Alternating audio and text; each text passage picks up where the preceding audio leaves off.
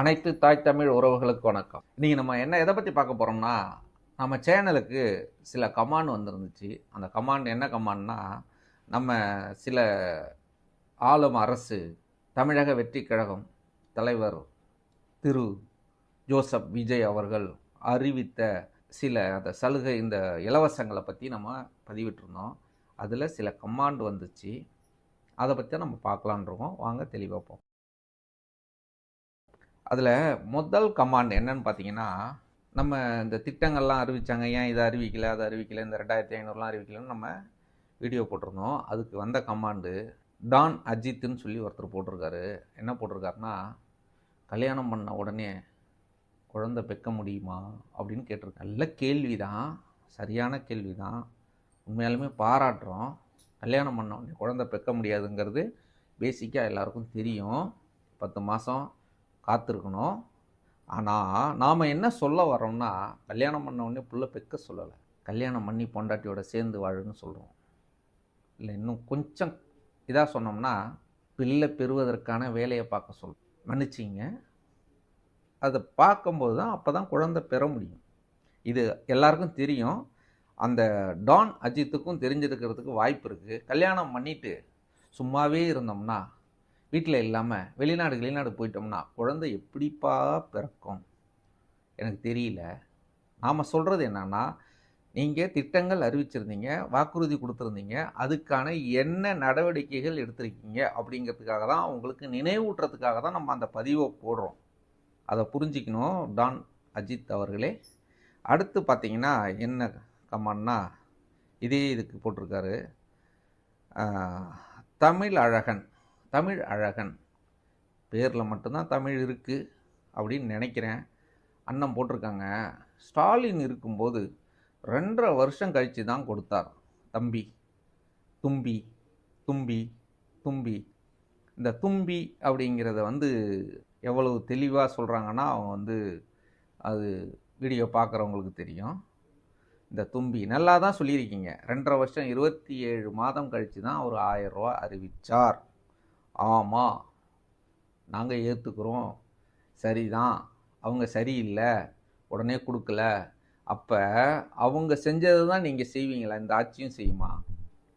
அப்போ எதிலிருந்து எது மாற்று அப்படின்னு இந்த தமிழழகன் ஐயா கொஞ்சம் தெளிவாக சொன்னார் நல்லாயிருக்கும். ஏன்னா சொல்லும்போது சிஎம் சார் சட்ட ஒழுங்கு சரியில்லை, இதை வளைஞ்சம் லாவண்யம் பெண்கள் பாதுகாப்பு எல்லாம் சொன்னது சரிதான், இல்லைன்னு சொல்லவே இல்லை.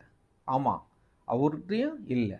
இப்போ கேட்டால் அதுக்கு ஒரு காரணம், 10 நாள் தானே ஆகுது, 15 நாள் தானே ஆகுது, இன்னும் டைம் கொடுங்க. ஏன் அடிபட்டு கீழே விழுந்து 2 வீலரில் போய் அடிபட்டு போச்சு, கால் ஒடிஞ்சிருச்சு, மருத்துவமனைக்கு போகிறோம். மருத்துவமனைக்கு போன உடனே ட்ரீட்மெண்ட் கொடுக்கலன்னா ஏன் கோவம் வருது? நமக்கு ஏன் கோவம் வருதுன்னா, காலை இழக்கிற நிலைமை வந்துருச்சுன்னா என்ன பண்ணுறது அப்படிங்கிறதுக்காக கோவப்படுறோம். இதானே உண்மை.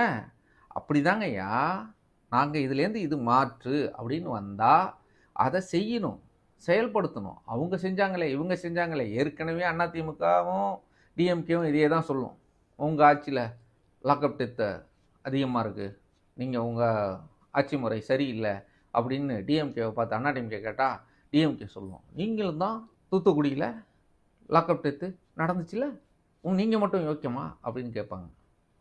அதே போல் தான் ஐயா போட்டிருக்கார். ஓகே ஐயா, சிறப்பு. அடுத்து ஒரு கமாண்ட் என்னென்னா, ராஜேந்திரன் எம், ரொம்ப ஓட்டாதீங்க அண்ணா, உங்களை உட்கார வைத்தால் எல்லாம் செஞ்சு முடிச்சிருவீங்களா? மிஸ்டர் ராஜேந்திரன் அவர்களே, எனக்கு தமிழகத்தை ஆள வேண்டும் என்று ஆசை இல்லை, சத்தியமாக இல்லை. நான் சிஎம் ஆவதற்கு தகுதி அற்றவன். என்னுடைய தகுதி என்ன என்பது எனக்கு நல்லா தெரியும், ஓகேங்களா? ஆனால் யார் ஆண்டால் சரியாக இருக்கும் என்பதும் என்னால் சரியாக கணிச்சு செயல்படுத்த முடியும். அதனால் இவங்க வந்தால் நீங்கள் செஞ்சுருவீங்களா, அவங்க செஞ்சுருவீங்களா அப்படின்னு சொல்கிறத விட்டுட்டு, இவர் செஞ்சிருவார்னு சொல்லி தானே இத்தனை பேர் ஓட்டு போட்டாங்க தம்பி மிஸ்டர் ராஜேந்திரன். இவர் செஞ்சிருவார், இவர் வந்தால் செஞ்சிருவார்.